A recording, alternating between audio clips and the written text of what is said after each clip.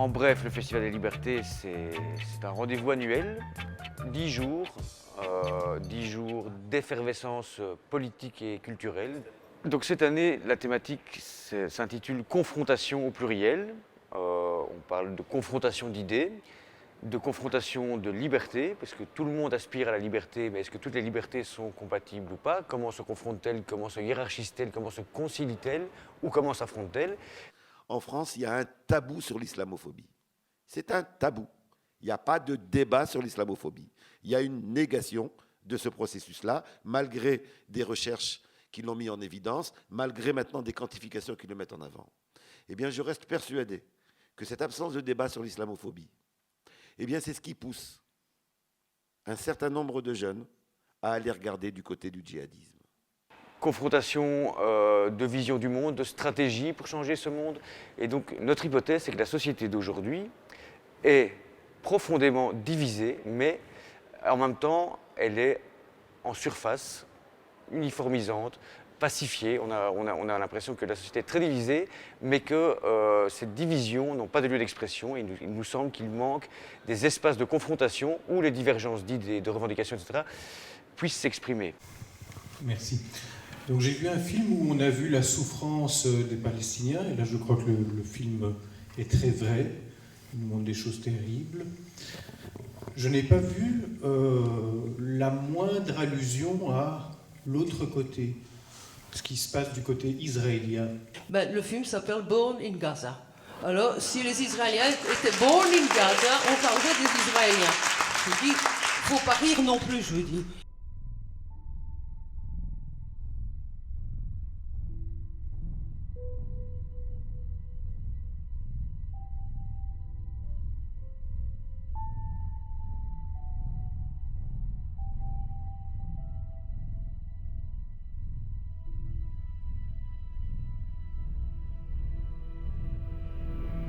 C'est important d'être débattu, mais je trouve qu'il faut rester dans une...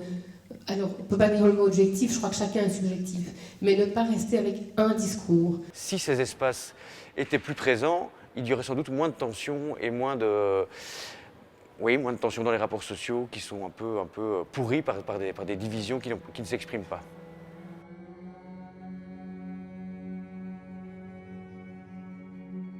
Le film parle d'un village au Rwanda où se retrouvent 20 ans après, puisqu'on est 20 ans après le génocide, des victimes et les bourreaux, en fait, les personnes, pour une qui a tué toute sa famille, son frère et le reste de sa famille, et pour l'autre qui l'a défiguré, qui l'a rendu handicapé, en fait, à coups de machette.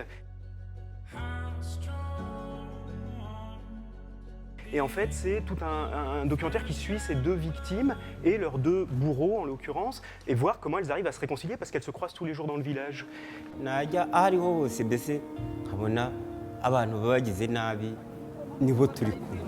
numvaga nzajya mbeshyira abantu nkavuga nti aba bantu nibo bantemye nkabafungisha nkabarega nkababeshyera umuntu mbese nanzi nkagenda nkamubeshyira nkavuga nti yakoze ibi n'ibi mva ntimwasuhuzanyaga wenda uvuga ngo ndakubabariye ni ukuvuga ngo aho ukagenda ugira utya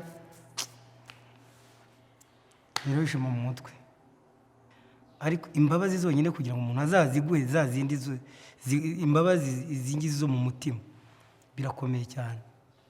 Le festival n'a pas pour vocation de tout faire tourner autour du thème, puisque par exemple les documentaires ont pour vocation première d'établir un panorama, un état des lieux, des situations du sort qui est réservé aux droits et aux libertés dans le monde. Et puis on a de la musique qui, elle, a plutôt pour but de rassembler, de faire danser les libertés que de les confronter, puisque, comme je disais, la confrontation, ça peut être l'affrontement, ça peut être la recherche de conciliation aussi.